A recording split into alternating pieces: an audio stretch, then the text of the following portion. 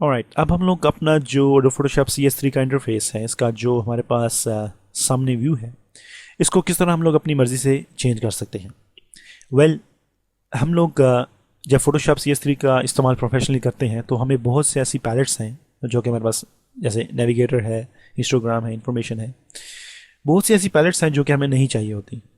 और हमारे पास जो लेयर्स हैं, चैनल्स, पाथ हैं, इनको हम लोग एडजस्ट करना चाहते हैं, क्योंकि हम लोग जब काम करते हैं बहुत ज़्यादा लेयर्स में, जैसे 200 लेयर्स हैं या फिर 100 लेयर हैं, तो उसमें हमें लेयर्स जो हैं वो काफ़ी नुमाया होनी चाहिए और काफ़ी बड़ी नज़र आनी चाहिए। तो उसके लिए मैं आपको जस्ट एक वीडियो में बताऊंगा कि किस तरह आप लोग इस फोटोशॉप CS3 का जो इंटरफेस है, इसका जो व्यू है, आप उसको चेंज कर सकते हैं।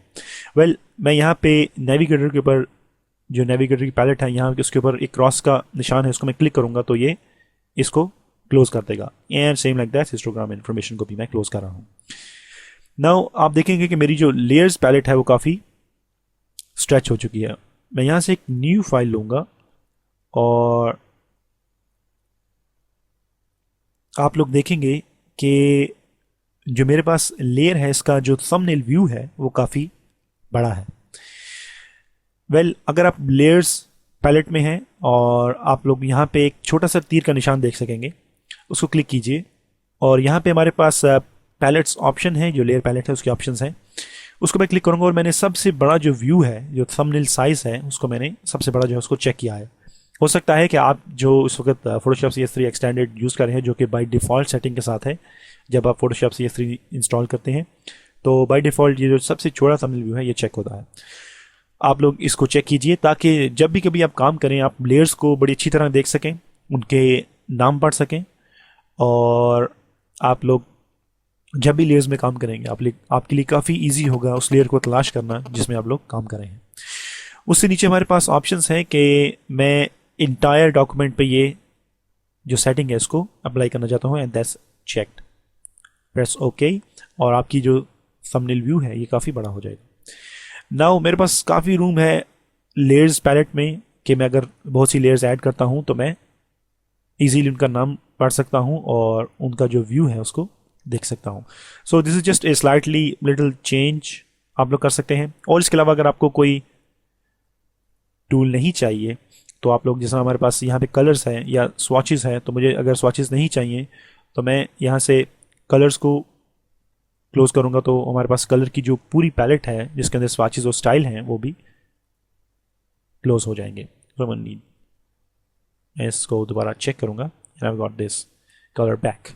ऑलराइट, अब हमारे पास यहाँ पे इंटरफेस में हम लोगों ने स्टार्टिंग में पढ़ा था कि हमारे पास मेन्यूज़ हैं, ऑप्शंस हैं, पैलेट्स हैं। हमारे पास यहाँ पे एक और छोटा सा निशान है जिसके साथ एक मैग्नीफायर का निशान है, और जब भी मैं इसके ऊपर माउस ओवर करता हूँ तो it says go to bridge.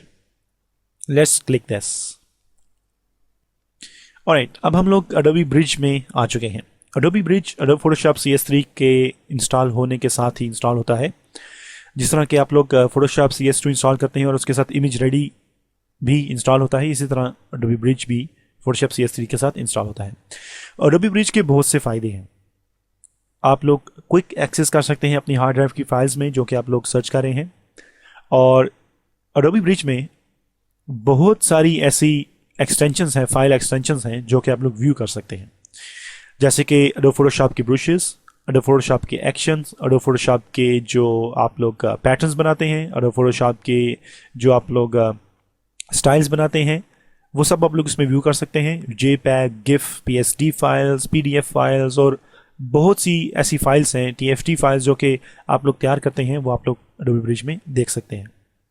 और सबसे बड़ी बात यह है कि अगर आप लोगों ने कोई फाइल जो है उस तक आपने एक्सेस किया है और आप उसको डबल क्लिक करेंगे, so it's gonna go on open an Adobe Photoshop CS3,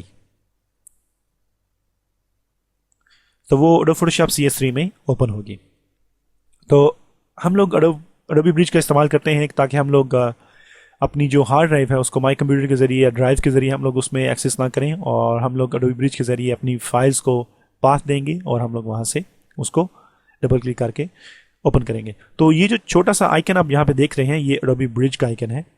इसके साथ हमारे पास एक और मेन्यू है, छोटा सा ड्रॉप डाउन मेन्यू है, which is work space. Well अगर आप लोग अपनी जो वर्क स्पेस है, ये जो आपका इंटायर लुक है फोटोशॉप CS3 का, आपने इसमें चेंजिंग की है जिस तरह मैंने यहाँ पे भी की है।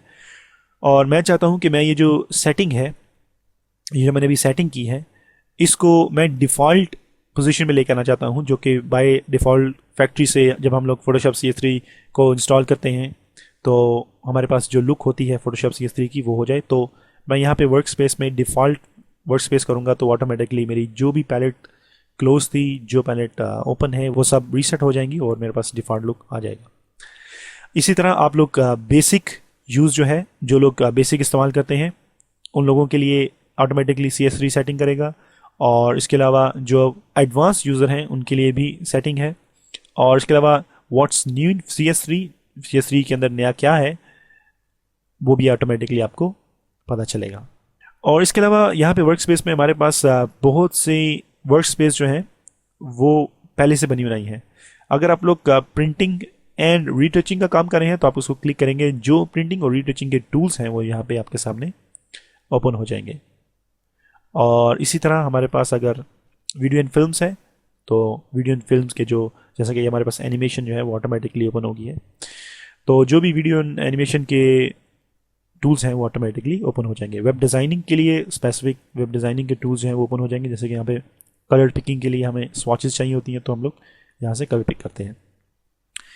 अगर आप लोगों ने इस लुक में कुछ चेंज किया है, जैसे मैं अगर इसको बाय डिफ़ॉल्ट करूँ यहाँ पे वर्क स्पेस और इसको मैं बाय डिफ़ॉल्ट करूँ और मैं यहाँ पे इसको क्लोज़ करूँगा स्वॉचेस को एंड स्टाइल्स को, उसके अलावा मैं यहाँ पे नेविगेटर को क्लोज़ करूँगा, हिस्टोग्राम आई नीड दैट और इन्फॉर्मेशन मुझे चाहिए, और मैं यहाँ पे इसके जो नाम है इनको ज़ाहिर करूँगा और मैं यहाँ पे वर्क स्पेस पे दोबारा क्लिक करूँगा और सेकेंड लास्ट ऑप्शन है मेरे पास सेव वर्क स्पेस, और मैं इसको सेव कर दूँगा with my name. Save it. लेकिन यहाँ पे मैं आपको बता दूं कि जो भी पैलेट लोकेशन है वो वही रहेगी, मेन्यूज़ भी वैसे ही रहेंगे और कीबोर्ड शॉर्टकट्स अगर मैंने कुछ डिफाइन करवाए हैं तो वो भी सेव हो जाएंगे।